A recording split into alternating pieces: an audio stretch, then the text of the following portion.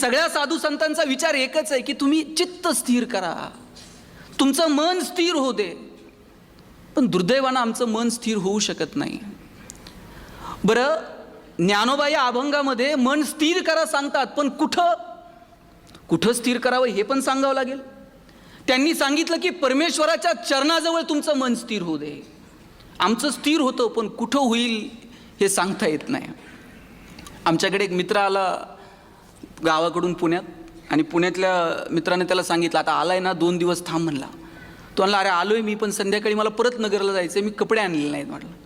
त्यांना कपड्याचं काय घेऊन बसला म्हटलं, काल नवीन ड्रेस आणलाय, आज तो ड्रेस घाल, 2-3 मित्रांना भेटून येऊ. हे नाही म्हणता म्हणता यानं त्याला ड्रेस घालायला लावला. नवा कोरा ड्रेस त्या गावाकडच्या पोरानं घातल्यावरती असलं देखणं दिसायला लागलं. याला वाटलं उगच दिला. बरं, हे पहिल्या मित्राकडे घेऊन गेला, आणि पहिल्या मित्राकडे घेऊन गेल्यानंतर हे एकटंच रुबाबात दिसायचं नवीन ड्रेस. त्यानं विचारलं हे कोण?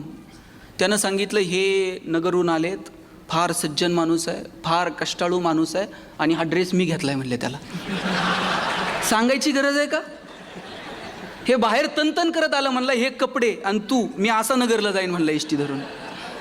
हे पाहुण्याला सांगायची गरज आहे का कपडे मी घेतलेत, मी येत होतो का? तो म्हणला आता परत कोणत्याच पाहुण्याला सांगणार नाही कपडे मी घेतलेत. हे दुसऱ्याकडे घेऊन गेलं, दुसऱ्यानं देखना राजबिंडा पोरगा बघितला, म्हणला हे कोण? म्हणला हे नगरून आलेत, एकदम सज्जन, एकदम कष्टाळू, आणि हो कपड्याविषयी तर मी अजिबात बोलणार नाही म्हणलं. ते बाहेर आल्यावर म्हणला मी आता थांबतच, शपथ घेऊन सांगतो म्हणला परत कपड्यावर बोलणार नाही. तिसऱ्या ठिकाणी घेऊन गेला, तिसऱ्या ठिकाणी पोरगा देखना बघितला, म्हटले हे कोण? यानं परत पहिला पाढा सुरू केला, म्हणला हे नगरून आले आहेत, एकदम सज्जन आहेत, एकदम कष्टाळू आहेत, आणि कपड्याविषयी न बोलण्याची मी शपथ घेतली म्हणला. कुठं मन अडकतो आपलं? नको त्या ठिकाणी मन अडकलं ना, त्याचे परिणाम काय होतात हे आजपर्यंत आपण सगळ्यांनी पाहत आलोय. हे बघा, पैसे कमवून हा पुरुषार्थ आहे. धर्म, अर्थ, काम आणि मोक्ष हे 4 पुरुषार्थ सांगितलेले आहेत. त्यातला अर्थ हा सुद्धा पुरुषार्थ आहे. बक्कळ पैसे कमवा, जेवढे कमवता येतील तेवढे कमवा, पण तुकोबा सांगतात जोडून या धन, उत्तम व्यवहार आहे. आमचा व्यवहार उत्तम असला पाहिजे. आणि या सगळ्या गोष्टींच्या पाठीमागं धावत असताना आमच्या आनंदाच्या जागा कुठे आहेत? आमच्या मनाला स्थिर करणाऱ्या जागा कोणत्या आहेत? मला वाटतं त्या सुद्धा ओळखता आल्या पाहिजेत. आणि म्हणून या सगळ्या साधू संतांचा अट्टहास जर काय असेल ना, तर तो तुमच्या चित्ताच्या संदर्भानं, तुमच्या मनाच्या संदर्भानं साधू संत बोलतायत. आणि साधू संत फक्त बोलत नाहीत. तुकाराम महाराज म्हणतात आम्ही वैकुंठवासी आलो याच कारणासी, बोलले जे ऋषी साच भावे वर्तावया. आम्ही फक्त गप्पा मारायला आलेलो नाहीत, आम्ही फक्त भाषणं करायला आलेलो नाही आहेत. साधू संतांनी जे सांगितलं ते कृतीत असू शकतं हे सांगण्यासाठी आमचा जन्म आहे. आणि मगाशी मी म्हटलं पिढ्यानपिढ्या चालत आलेली सगळी कागदपत्र तुकाराम महाराजांनी इंद्रायणीच्या डोहात नेऊन बुडून टाकली. साहेब, शेतकऱ्याचं कर्ज माफ करणारं पहिलं गव्हर्नमेंट जर कोण असेल ना, जगद्गुरू तुकाराम महाराज आहेत. मला वाटतं त्या साधू संतांच्या ज्या जगण्याच्या ज्या, हे बघा ज्ञानेश्वरीवरती तर आपण सगळ्यांनीच प्रेम केलं. ज्ञानेश्वरीवरती जेवढं प्रेम लोकांनी केलं, क्वचितच जगात इतर कुठल्या ग्रंथावरती लोकांनी प्रेम केलं असेल. अहो, खेड्यापाड्यात पारायण होता तो, माऊलीला प्राकृत कळत सुद्धा नाही, पण ती ते बोट त्याच्यावरनं फिरवते, ते म्हणते माऊलीचं ज्ञानेश्वरी वाचायची, पारायणाला बसायचं म्हणते. इतकं प्रेम कोणत्या ग्रंथावर केलं असेल लोकांनी?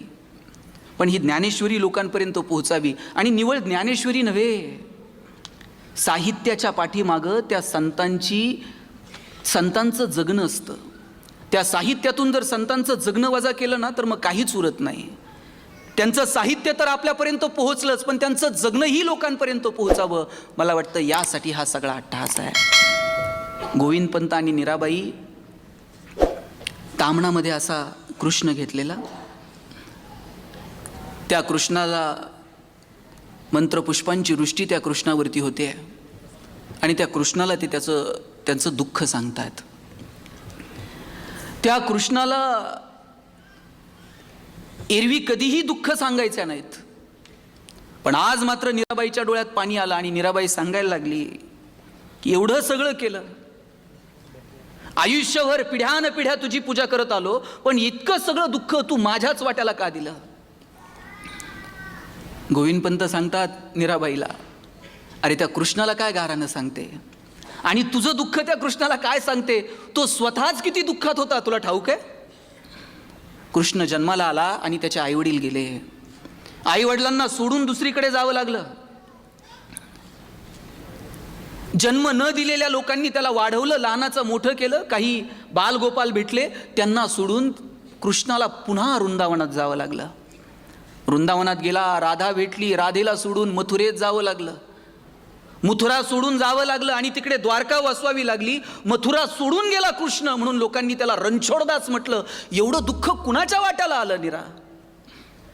बायकोला सांगतायत गोविंद पंत, रडतेस काय? कृष्णाला काय गारणं सांगते? अरे तो किती दुःखात जगला.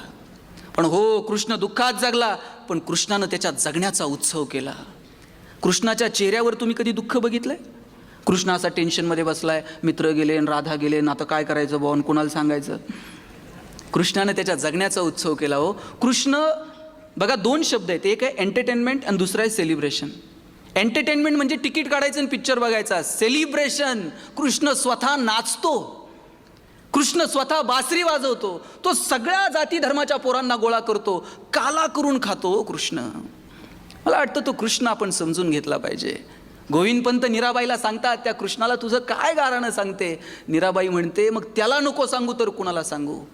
दारातून आवाज आला, अल्लख निरंजन. त्या आवाजाच्या दिशेने मीराबाई गेल्या, हातात सूप घेतलंय. त्या सूपामध्ये, सूप म्हणजे धान्य पाखडायचं असतंय. सूप म्हटल्यानंतर त्यांना डोक्यात काय वेगळं झालं. ते धान्य पाखडायचं सूप हातात घेतलंय, त्याच्यातून तांदूळ नेऊन दारात आलेल्या साधूच्या झोळीमध्ये टाकलंय. दारात आलेला साधू, कपाळावरती भस्म आहे, मिशांनी ओढ झाकलेले आहेत. अल्लख निरंजन आवाज केला. मीराबाई दारात गेल्या, साधूच्या पायावरती डोकं ठेवलं. साधूनं विचारलं, माऊली रडते का? डोळ्यात पाणी का? एवढी वर्ष झाली लग्नाला, पण घरात पाळणा हल्ला नाही, घरामध्ये मूल नाही. दारात आलेला साधू म्हणजे दुसरा तिसरा कोणी नाही, साक्षात गहिनीनाथ महाराज होते. गहिनीनाथ महाराजांनी मीराबाईकडं पाहिलं आणि तुझ्या सगळ्या मनोकामना पूर्ण होतील म्हणून आशीर्वाद दिला. हसत हसत मीराबाई आत निघून गेल्या. काही दिवसांनी गोविंद पंत आणि मीराबाई, ते बघा आता तसलं पात्रतेचं कोण उरलं नाही की गुजरातला गेलाय आणि पोटावरून हात फिरवलाय आणि मुलं झालीत. गहिनीनाथ महाराजांनी आशीर्वाद दिला की तुला सगळी सुख प्राप्त होत. गोविंद पंत आणि मीराबाई यांच्या पोटी मूल जन्माला आलं आणि नाव काय ठेवावं तर त्याचं नाव ठेवलं विठ्ठल. विठ्ठल पंत नाव ठेवलं. काय नावं सुद्धा काय सुंदर आहेत. विठ्ठल पंत नाव ठेवलंय मुलाचं. आणि मग या विठ्ठल पंतांनी शिकलं पाहिजे, शिक्षण घेतलं पाहिजे, याच्यासाठी त्यांची सगळी धडपड सुरू झाली. बघा, साधू संतांना दुःख सहन करावं लागलं असेल, पण याच साधू संतांच्या दुःखामध्ये धावून जर कोण गेलं असेल तर साक्षात परमेश्वर धावून गेलेलं आपल्याला पाहायला मिळतं. अहो, जनाबाई जात्यावर दळायला बसली तर पांडुरंग जायचं, आणि जनाबाई जात्यावरती दळायला बसली, जनाबाईच्या माग माग पांडुरंग सुद्धा म्हणायचा, ये रे बा विठ्ठल. अरे जनाबाई म्हणायची, बाबा तूच तुझं नाव घेतोयस. जनाबाईला दळ लागता लागता विसरून जायचा की मी विठ्ठल आहे, मी पांडुरंग आहे. एवढं प्रेम केलं भगवंतानं त्याच्या भक्तांवरती. प्रल्हादासाठी धावून जावं लागलं, किती प्रेम केलं. मला वाटतं भक्तांनी जेवढं प्रेम केलं ना, तेवढं भगवंतानं सुद्धा केलंय, ते आपण समजून घेतलं पाहिजे.